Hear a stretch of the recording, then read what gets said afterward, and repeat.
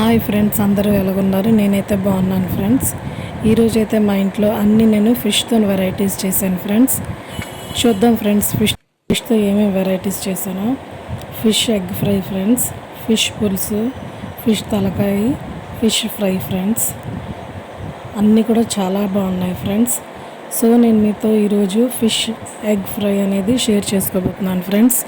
చాలా బాగా కుదిరింది, చాలా టేస్ట్గా ఉంది. అందరు కూడా చాలా బాగుంది అన్నారు. సో ఈ రెసిపీ నేను మీతో షేర్ చేసుకోబోతున్నాను ఫ్రెండ్స్. ఫస్ట్ ఫిష్ ఎగ్ తీసుకుంటాం, క్లీన్ చేసుకుందాం ఫ్రెండ్స్.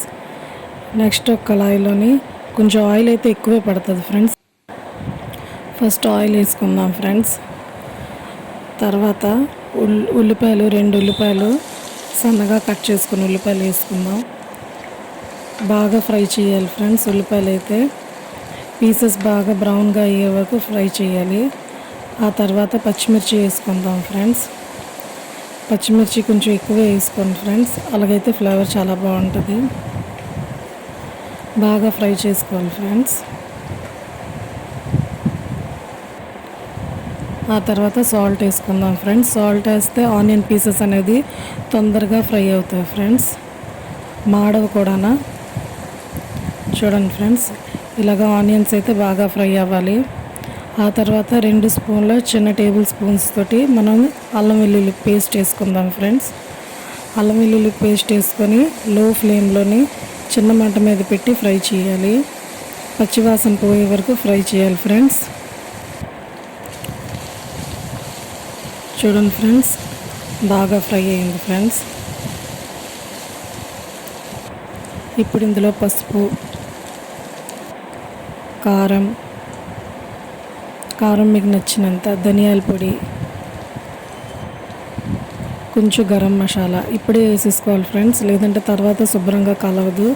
బాగా మసాలా అంతా చిన్న మంట మీద ఒక హాఫ్ మినిట్ ఫ్రై చేసుకున్నాక ఈ క్లీన్ చేసుకున్న ఫిష్ ఎగ్ అయితే ఉందో మనం వేసుకొని మూత పెట్టి లో ఫ్లేమ్లో అయితే ఒక 10 నిమిషాల పాటు ఉంచేయాలి ఫ్రెండ్స్.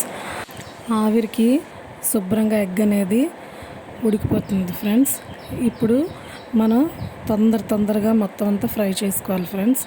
విడిగా పొడిగా అయిపోతుంది ఫ్రెండ్స్. కాసేపు అయితే మనం ఫ్రై చేయాలి. చూడండి ఫ్రెండ్స్, ఎలాగా పొడిగా అయిపోయిందో. ఇప్పుడు లో ఫ్లేమ్లోని చిన్న మంట మీద పెట్టుకొని మనం 15 మినిట్స్ వరకు ఫ్రై చేసుకుందాం. అలాగైతే టేస్ట్ చాలా బాగా వస్తుంది ఫ్రెండ్స్. చిన్న మంట మీదే పెట్టుకొని ఫ్రై చేసుకోవాలి. అప్పుడే మనకి చాలా టేస్ట్ అనేది, ఫ్లేవర్ అనేది అంత బాగుంటుంది.